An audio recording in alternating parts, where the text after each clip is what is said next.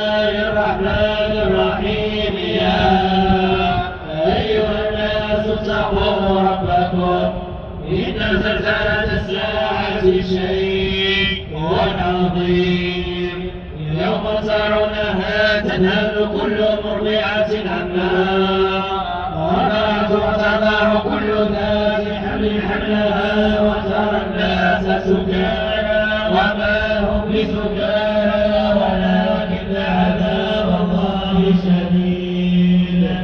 ومن الناس من يجادل في الله بغير علم ويتبع كل شيطان مريد كتب عليه أنه من تولاه فأنه يضله ويهديه إلى عذاب السعير. يا أيها الناس إن كنتم في ريب من البعث فإنا خلقناكم من تراب ثم من نطفة ثم من علقة ثم من مضغة مخلقة وغير مخلقة لنبين لكم ونقر في الأرحام ما نشاء إلى أجل مسمى ثم نخرجكم طفلا ثم لتبلغوا أشدكم ومنكم من يتوفى ومنكم من يرد إلى أرذل العمر لكي لا يعلم من بعد علم شيئا وترى هامدة فإذا أنزلنا عليها الماء اهتزت وربت وأنبتت من كل زوج بهيج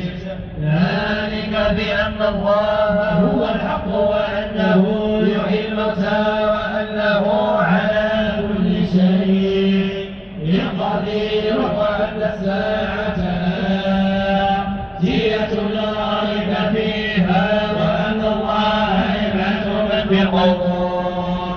ومن الناس من يجادل بالله بغير علم ولا هدى ولا كتاب منير ثاني عقبه ليضل عن سبيل الله له في الدنيا خزي ونذيقه يوم القيامة عذاب الحريق ذلك بما قدمت يداك وأن الله ليس بظلام للعبيد.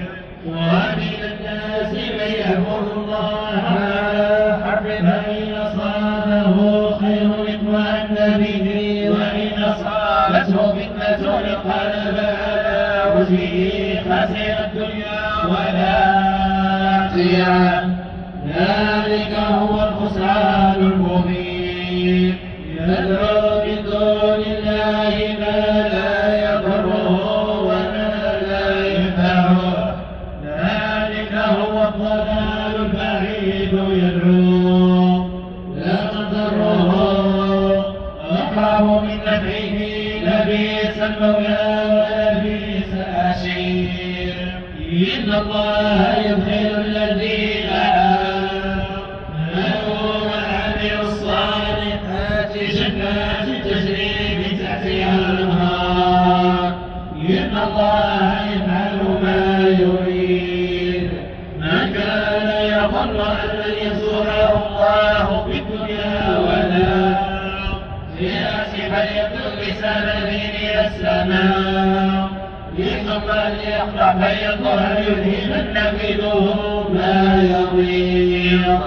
وكذلك أرسلناه آيات بينات وأن الله يهدي من يريد. إن الذين آمنوا والذين هادوا والصابين والنصارى والمجوس والذين أشركوا إن الله يفصل بينهم يوم القيامة. إن الله على كل شيء شهيد. ألم تر أن الله يسجد له من في السماوات ومن في الأرض والشمس والقمر والنجوم والجبال والشجر والدواب وكثير من الناس يزيد الحق عليه عذابا ومن يهن الله فما له من مكرم إن الله